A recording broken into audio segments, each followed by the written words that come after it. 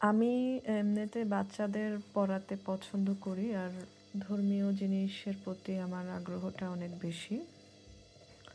R as a মুসলিম প্রত্যেকটা মুসলিমেরই নিজের ধর্মটা ভালো করে জানা উচিত, বোঝা উচিত, এবং নিজের সন্তানদের, নেইবারদের ধর্মটা সম্পর্কে ভালোভাবে বোঝানো উচিত।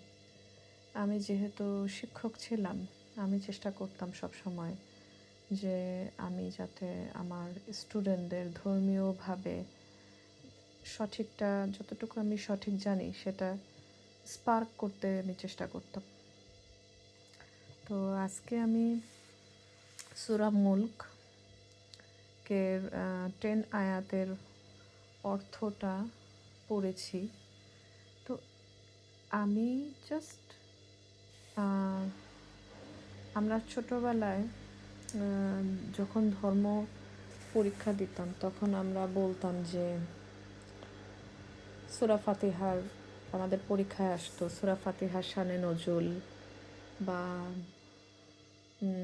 মানে সারমর্ম যেটা, তো সেটা আমরা ব্যাখ্যা করে যা বুঝতাম সেটা লিখতাম।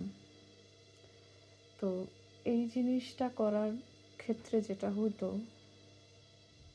হ্যাঁ, আমরা বুঝে যেতাম যে এই দোয়াটায় এটা হইতেছে বলছে, বা এইখানে এগুলা বলছে।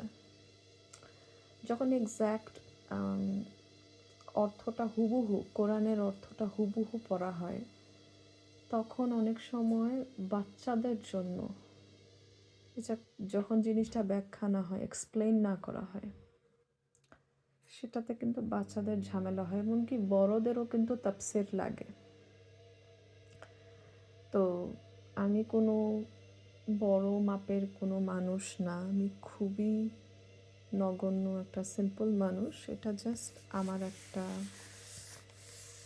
ট্রাই। তো আমি আজকে এটা একটু চেষ্টা করেছি। তা আমার কাছে যেটা, আমি জাস্ট সূরা মুলকের 10 আয়াতের অর্থটা, বাংলা অর্থটা আজকে আমি পড়েছি। তো পড়ার পরে আমার মনে হলো যে আমি একটু লিখে ফেলি, মানে অর্থটাই আমি একটু সারমর্ম আকারে লিখে ফেলি, লিখে একটু বাচ্চাদের জন্য এটা জাস্ট চেষ্টা করি কিছুটা বলার। এখানে যদি আমার কোনো ভুল হয়, কোনো সমস্যা হয়, আমাকে অবশ্যই আপনারা শুধরাই দেবেন আর আমার জন্য দোয়া করবেন। তো যেটা আমার প্রথমে, আমি বিসমিল্লাহির রহমানির রহিম, আউযুবিল্লাহি মিনাশ শাইতানির রাজিম, বিসমিল্লাহির রহমানির রহিম। আমি যতটুকু বুঝতে পেরেছি সেটা আমি বলছি, আমি যা পড়েছি সেটাই আমি তুলে ধরার চেষ্টা করছি। আল্লাহ সর্বশক্তিমান, আল্লাহ সমস্ত কর্তৃত্ব আল্লাহর কাছেই। আমি একটু ঢেকে দিচ্ছি কারণ আমার হ্যান্ডরাইটিং যেহেতু ভালো না, বানানো ভুল হতে পারে, দ্যাটস ওয়াই আমি একটু নিজে পড়ি। আর এখানে বাচ্চাদেরই একটা বইয়ের ছবি আছে, সেটা সামনে রেখে আমি একটু পড়ছি। তো আল্লাহর কাছেই সব কিছুই আল্লাহর আয়ত্তে। মৃত্যু, জীবন, এগুলো আল্লাহ সৃষ্টি করেছেন মানুষকে পরীক্ষা করার জন্য। আল্লাহ হচ্ছেন ক্ষমাশীল, পরাক্রমশালী। আল্লাহ পরীক্ষা করেন কেন?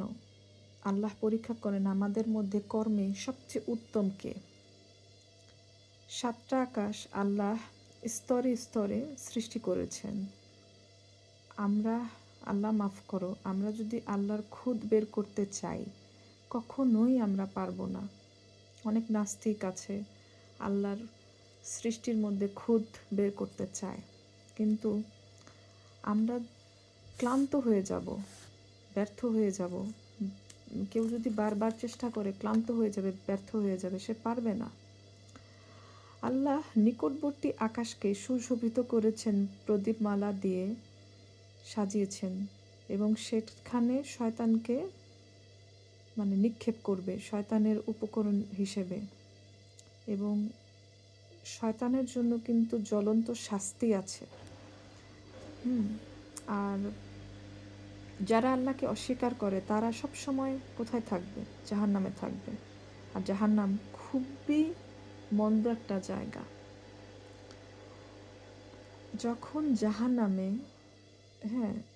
জাহান্নামীরা জাহান্নামে পাঠানো হবে, তখন জাহান্নাম বিকট শব্দ হবে এবং জাহান্নামটা যেন ফেটে পড়বে এবং জাহান্নামের রক্ষীরা জিজ্ঞেস করবে, তোমাদের কাছে কি সতর্ককারী আসেনি?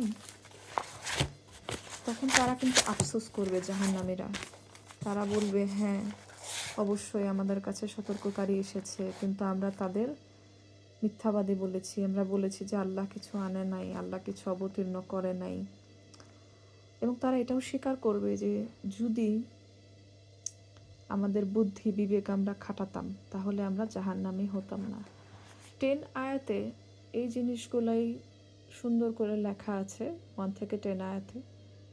যদি আমার কোনো মিস্টেক হয় আমাকে প্লিজ বলবেন। এটা একটা নতুন চ্যানেল, আমি একটা ভালো পারপাস নিয়ে এটা ওপেন করেছি। আমার খুব ইচ্ছা যে বাচ্চাদের জন্য কিছু করব এবং অনেক সময় আমি একটু যেটা আমার ভালো লাগে প্রকৃতি, আমার নিজের বাচ্চার কিছু ভিডিও আমি একটু আপলোড করি। তো আমার জন্য দোয়া করবেন। এটা আমার একটা চেষ্টা। আমার চেষ্টা যে আমার এখনও গোল সেট নেই, কিন্তু বাচ্চাদের জন্য আমার কিছু করার অনেক চেষ্টা আছে।